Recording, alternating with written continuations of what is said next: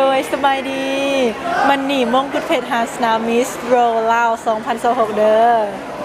โดยมันหนีรู้สึกดีใจหลายเพราะว่าเฮาก็เป็นแฟนคลับของมวนอวอร์ดแล้วการที่เฮามีสื่อเข้ามามันเห็นเฮาดีใจทั้งในเรื่องที่การที่ได้มาร่วมงานมันก็จะเฮ็ดให้เฮาได้เห็นทั้งผู้คนเก่งๆคนที่เฮาชื่นชมอีกอย่างก็เป็นงานที่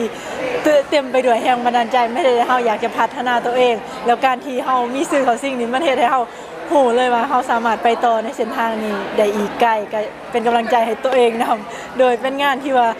เต็มไปด้วยแรงบันดาลใจดีๆหลายโดยกาอยากขอบใจมวลหลายๆที่จัดกิจกรรมดีๆเพราะว่าเป็นงานที่ว่าเต็มไปด้วยคอนเนคชั่นเฮ็ดให้เฮาได้มาฮู้จักกันเฮ็ดให้เฮาได้มาสร้างมิตรภาพดีๆต่อกันเนาะก็หวังว่าในปีต่อๆไปมวลจะจัดงานที่ยิ่งใหญ่อลังการอีกแน่นอนโดยสำหรับการประกวดมิสโรของน้องมันนี่แมนได้เตรียมโตทั้งด้านสุขภาพจิตสุขภาพกายทั้งสองเลยในเรื่องของสุขภาพกายแมนเฮาเตรียมพร้อมรูทีนที่มันเฮลตี้ความจริงบ่ได้มีอีหยังที่หักโหมเลยแต่คือการสม่ำเสมอเนาะว่าจะเป็นในการเรียนภาษาเตรียมพร้อมภาษาเคี่ยมห่างกายให้ดีและในเรื่องของการเตรียมพร้อมโครงการเนาะคือมันนี่จะสืบต่อในสิ่งที่ว่าเฮามีแพชชั่นในการที่ว่าเฮาเฮ็ดเวียกนำสังคมนำเอาสิ่งต่างๆที่ว่าเฮาเฮ็ดเพื่อสังคมนำเสนอมาสู่สากลเนาะมันนี่คือมีความ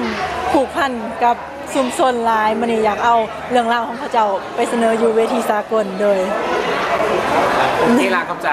โดยเข้าใจหลายเอาอีกสักนึงยังไงด้วยค่ะ